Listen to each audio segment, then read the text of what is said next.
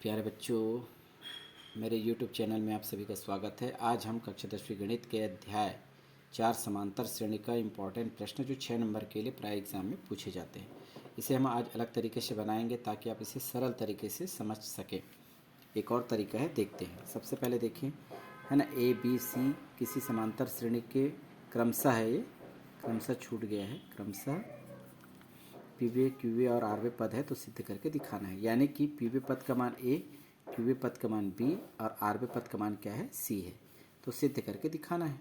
तो सबसे पहले आप क्या कर लेते हैं, मान लेते हैं, माना कि समांतर श्रेणी का प्रथम पद को क्या मानते हैं आप, ए, स्मॉल ए मान लेते हैं तथा सर्वांतर मान लेते हैं डी, स्मॉल डी है, ठीक है। अब आप देखेंगे प्रश्नानुसार क्या करेंगे, देखें पीवे पद का मान, तो इसको हम टी पी लिख सकते हैं। पीवा टर्म यानी पद, पीवा पद बराबर क्या है, ए है। अब इसमें आप देखेंगे पीवा पद के लिए हम क्या करेंगे, जैसे एक एग्जांपल के तौर पर देखते हैं तब समझ में आएगा।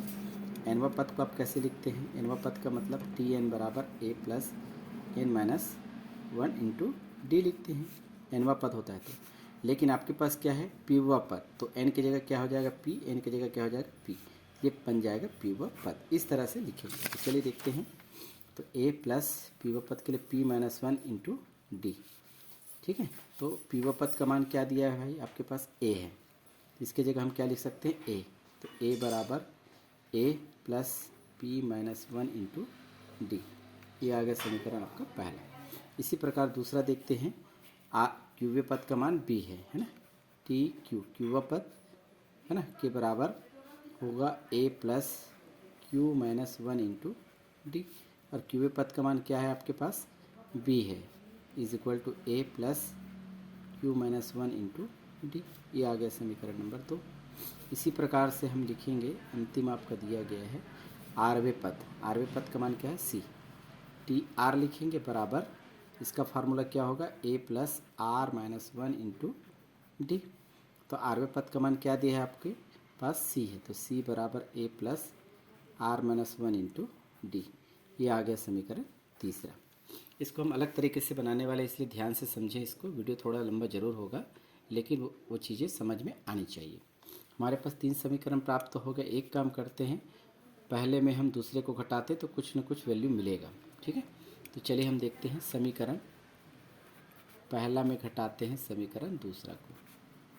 तो देखो समीकरण पहला ये है और ये समीकरण दूसरा है, ठीक है। तो पहले को हम पहले लिख लेते हैं, ए बराबर ए है plus P minus 1 into D. दूसरा क्या है, B is equal to A plus Q minus 1 into D. अब इसको घटाएंगे तो नीचे का चिन्ह क्या हो जाएगा, बदल जाएगा, ये माइनस होगा और ये दोनों में ये भी क्या होगा, माइनस होगा। तो यहाँ पर क्या होगा, ए माइनस बी होगा, ये ए माइनस बी बराबर, ये प्लस और ये माइनस दोनों बराबर है तो क्या हो जाएंगे, कट जाएंगे। पी माइनस 1 इंटू डी और ये क्यू माइनस 1 इंटू डी अलग अलग है, ये प्लस है, क्या है माइनस, तो इसको लिख लें।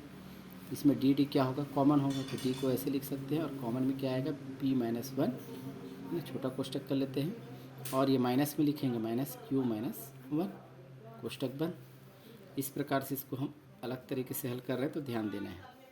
तो ये डी रहेगा ही कोष्टक के अंदर। यहाँ पर देखो क्यू माइनस 1 क्या है, इसके बाहर माइनस है तो इससे माइनस से गुना करेंगे तो हमारे पास क्या बचेगा, देखो पी माइनस 1 तो है माइनस, ये माइनस है, सॉरी प्लस है तो क्या हो जाएगा माइनस, और माइनस माइनस क्या हो जाएगा प्लस 1, इस तरह से। तो फ़ायदा क्या मिलेगा, देखो -1 +1 क्या हो जाएगा, कैंसिल हो जाएगा। तो इस तरह से a माइनस बी बराबर हमें प्राप्त क्या होगा, दोनों में अंतर दिखाई दे रहा है d, और कोष्टक में बच जाएगा p माइनस क्यू। तो इस तरह से हमें एक वैल्यू यहाँ पर प्राप्त हो रही है। लेकिन यदि हम हमारे पास देखेंगे प्रश्न को, यहाँ पर देखो p minus Q, r minus P और q माइनस आर की वैल्यू आनी चाहिए। तो यहाँ पर देखेंगे p माइनस क्यू दिखाई दे रहा है, ये वाला, इसका मान ज्ञात करने के लिए d का हम पक्षांतर कर सकते हैं। तो यहाँ पर क्या हो जाएगा, a माइनस बी बटा ये d नीचे में आ जाएगा, बराबर क्या बचेगा, p माइनस क्यू। इस तरह से ये समीकरण नंबर 4 है ना, यानी पहला को दूसरे में घटाएंगे तो चौथा समीकरण हमें प्राप्त होगा। अर्थात इसमें समझने के लिए हम यहाँ पर ध्यान देंगे, पहला में जब दूसरा घटाया गया तो a माइनस बी आया था और पहला और दूसरा में देखेंगे तो p माइनस क्यू बचा था, ये देखेंगे यहाँ पर, ठीक है। इसी प्रकार से हम दूसरा में तीसरा घटाएंगे तो शॉर्टकट जल्दी से हम घटा। अब हम समीकरण दूसरा में तीसरा को घटाएंगे, दूसरा तीसरा को घटाएंगे तो क्या मिलेगा, b और c का अंतर आएगा, है ना, और q और r का अंतर आएगा, d कॉमन रहेगा। तो इस तरह से हम सीधे लिख सकते हैं। तो हमारे पास क्या आएगा, b माइनस सी बराबर d, और यहाँ पर बचेगा आपके पास दूसरा तीसरा देखें q minus r, short form में भी लिख सकते हैं। ये आ गया आपका समीकरण नंबर 5। इसको हम या करके ऐसा भी लिख सकते हैं क्योंकि हमें q माइनस r का मान निकालना है। तो यहाँ पर आ जाएगा b माइनस सी, d आ जाएगा पक्षांतर करेंगे तो, और ये आ जाएगा q माइनस r। ये आ गया समीकरण नंबर दे देते हैं 5, दूसरे को तीसरे में घटाने पर। अब हम एक काम और करते हैं, समीकरण तीसरे में हम क्या करेंगे, पहले को घटाएंगे, ठीक है। तो तीसरा समीकरण देखेंगे, ये वाला है, c है, तो c में किसको घटाएंगे, पहला a को, तो c माइनस क्या होगा, a बचेगा, और इस तरफ क्या बचेगा, c में क्या है, इधर क्या है r है, और इधर क्या है p, तो r माइनस p बचेगा, ठीक है। इसी प्रकार से हम देखेंगे तो यहाँ पर आ जाएगा c minus a is equal to D और r माइनस p, ये आएगा। इसे हम या करके कैसे लिख सकते हैं, d को इधर लाएंगे तो c माइनस ए बटा D is equal to r minus P, ये आ गया समीकरण नंबर 6। तो यहाँ पर आप देखेंगे चौथा में p माइनस क्यू का मान, q माइनस r का मान और r माइनस p का मान, चौथा पाँचवा छठवा से हमें प्राप्त हो रहा है। इनका मान हम कहाँ रखेंगे, समीकरण नंबर, है ना, आपका जो मेन है बाएं तरफ का जो मान है उसमें आपको रखना है। तो चलिए आगे बढ़ते हैं इसमें, है ना। तो अब चलते हैं लेफ्ट हैंड साइड, आपको जीरो प्रूफ करके दिखाना है। तो हमारा बाएं पक्ष क्या है, यहाँ पर है a q minus r plus b, और कोष्टक में है r minus P plus c, कोष्टक में है p minus Q equal zero, यानी जीरो आपको प्रूव करके दिखाना है। तो चलिए, हमारे पास तीनों के मान हैं, हमारे पास देख पा रहे हैं। तो q माइनस r का मान कहाँ से मिलेगा, देखो q माइनस r का मान समीकरण 5वां से, और r माइनस पी का मान कहाँ से मिलेगा, 6वां से, ये वाला, और p माइनस क्यू का मान कहाँ से मिलेगा, 4था से। तीनों के मान यहाँ पर है, इसमें रखेंगे तो क्या मिलेगा, a का तो a ही रहेगा, q माइनस r का मान हमारे पास है, इसको देख कर लिखेंगे, q माइनस r का मान ये है b माइनस सी बटा डी, है ना, प्लस b का b, r माइनस p का मान देखेंगे तो ये है c माइनस a बटा टी, प्लस c का c, p माइनस क्यू का मान देखेंगे इस यहाँ पर a माइनस बी बटा डी, a माइनस बी बटा डी, ये। तो यहाँ पर आप देख पा रहे हैं, यहाँ पर ए डी डी डी, यानी 1/d 1/d 1/d तीनों में क्या है, कॉमन है।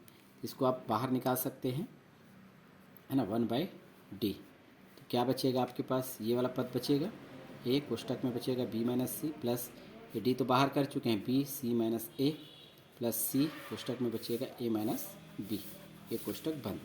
अब इसको आपस में गुना करेंगे, आपको जीरो बस लाना है उत्तर, 1/d कोष्टक में a का b से गुना करेंगे ए बी होगा, a का c से गुना करेंगे तो ए सी होगा, b का c से गुना करेंगे बी सी, b का गुना a से करेंगे तो बी ए, प्लस c का गुना a से करेंगे तो ए सी, माइनस c का गुना b से करेंगे तो बी सी। आप देख रहे हैं ए बी प्लस है, ए बी माइनस है, ए सी माइनस है और ए सी प्लस है, बी सी प्लस है, बी सी माइनस है, तो पूरे कट गए। तो क्या बचे यहाँ पर 1/d इंटू जीरो, और इसका गुना करेंगे तो क्या आएगा, जीरो, ये राइट हैंड साइड के बराबर है। इस तरह से आप आसानी से इसको बना सकते हैं। इस तरह से आप प्रश्न को अच्छे से समझने का प्रयास करेंगे तो ये क्वेश्चन आसानी से बन जाएगा। एक बार प्रैक्टिस की आवश्यकता होगी इसमें। धन्यवाद।